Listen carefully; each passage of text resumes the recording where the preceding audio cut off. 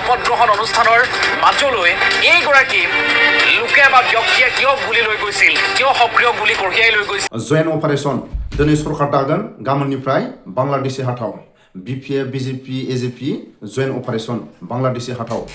गुवाहाटीनि सोरगिदिं हाग्रामा महिलारि सारनि सावगारि गुवाहाटीनि सोरगिदिं नांगोलनि सावगारि बेसो फावारा BTCनि फावारा बेसो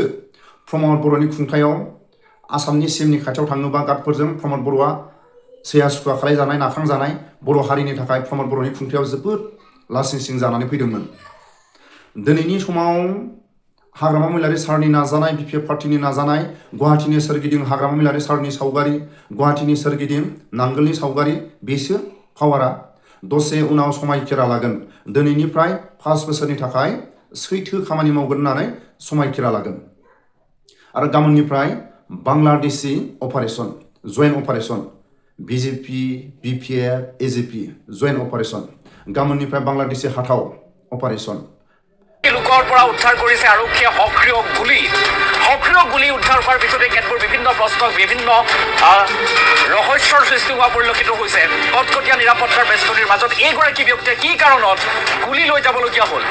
কি কাৰণত অসম চৰকাৰৰ HBS 2.0 শপত গ্ৰহণ অনুষ্ঠানৰ মাজলৈ এইগৰাকী লোকে বা ব্যক্তিয়ে কিয় গুলি লৈ গৈছিল, কিয় সক্ৰিয় গুলি কঢ়িয়াই লৈ গৈছিল, সেয়া এতিয়া ডাঙৰ প্ৰশ্ন। এই প্ৰশ্ন এইকাৰণে উত্থাপন হৈছে যে যি সময়ত দেশৰ প্ৰধানমন্ত্ৰীগৰাকী অসম আগমন কৰিছে, অসমলৈ আহিছে মুখ্যমন্ত্ৰী হিমন্ত বিশ্ব শৰ্মা বা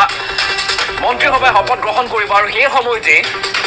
এগৰাকী ব্যক্তিৰ পৰা উদ্ধাৰ হৈছে সক্ৰিয় গুলি।